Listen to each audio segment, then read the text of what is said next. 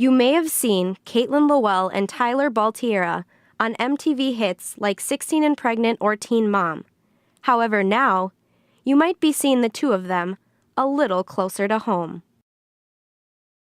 We've been doing this for about 2 years now, so we've been traveling across the country, speaking at all these different universities, just trying to educate. Caitlin and Tyler are teaming up with Bethany Christian Services to educate high schools and universities across the country about unplanned pregnancy and adoption. All we're here really to do is just to educate and kind of get rid of all those myths and misconceptions of adoption and don't feel stuck in the situation, because there's always, a way out. In case you don't know their journey, Caitlin and Tyler dated and in high school had an unplanned pregnancy.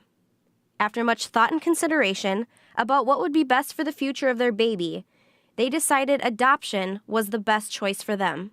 Our relationship's really open and really good, and she knows who we are. And she knows who we. Yeah, it's really. It's like another family. It's become a really positive, inspiring experience, I think, for both of us. Dawn Baker, their pregnancy counselor from Bethany Christian Services, tours alongside the duo to help educate and answer any questions students may have. If you know someone who's in an unplanned pregnancy or you're in an unplanned pregnancy yourself, try to determine what's in your child's best interest as well as what's in your best interest. And if it's not you and it's a friend, get them to somebody that can really inform them and educate them about all the choices that are available to them. Students have the opportunity to write in questions they may have.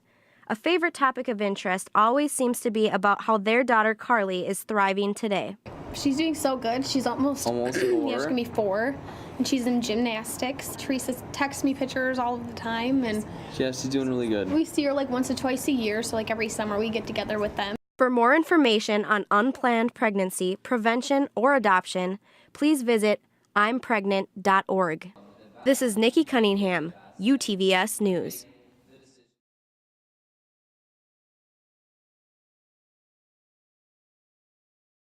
Amy Olsen's smile wasn't always as bright and cheerful as it was on this day. Last year, she suffered a season-ending injury. These injuries are far too common in competitive sports. Athletic trainers are there to support their athletes both physically and emotionally. Our athletic training involves going to classes more on the educational side. We also have a clinical side, which we deal with different sports teams. We have contact sports and non-contact sports. We want to prevent any kinds of injuries that we have. So I have a lot of girls that will wear braces that had previous injuries. And it's the same with every sport. We get water ready, prevent injuries. We do a lot of first aid, especially with football, things of that sort.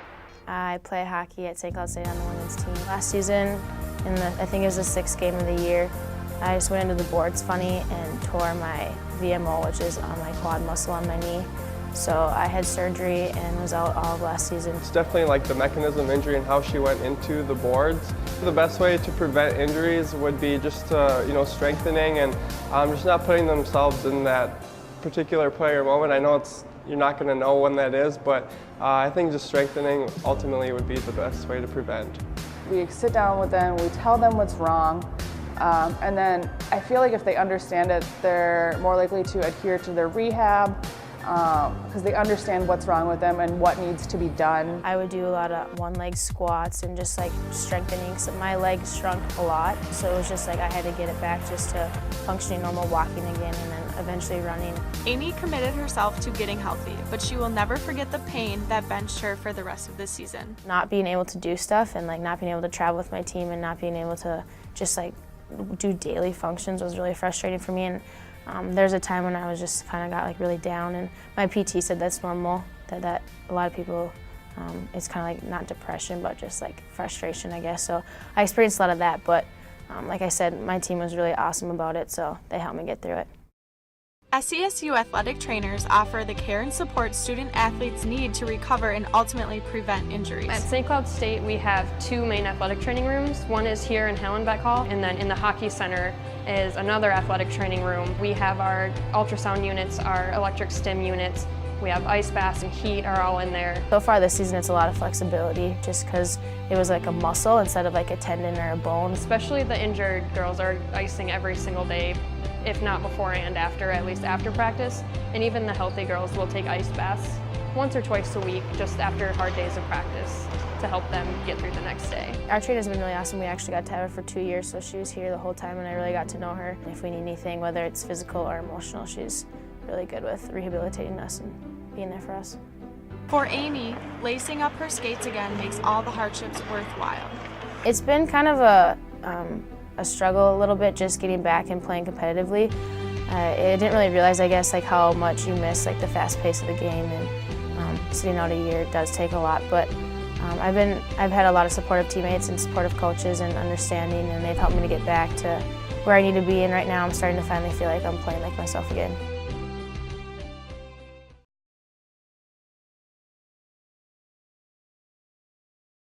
This is local. This is happening in your neighborhood. The Latino community has their own set of concerns and issues. We're doing stories about a minority that is getting hurt in this community. Speaking for people and representing people who aren't usually represented. We want the viewers to feel like there's a voice for them in the community. It doesn't get any more diverse than a Spanish-speaking newscast in St. Cloud, Minnesota. It's been a very positive response, and it's something I'm really proud to be a part of.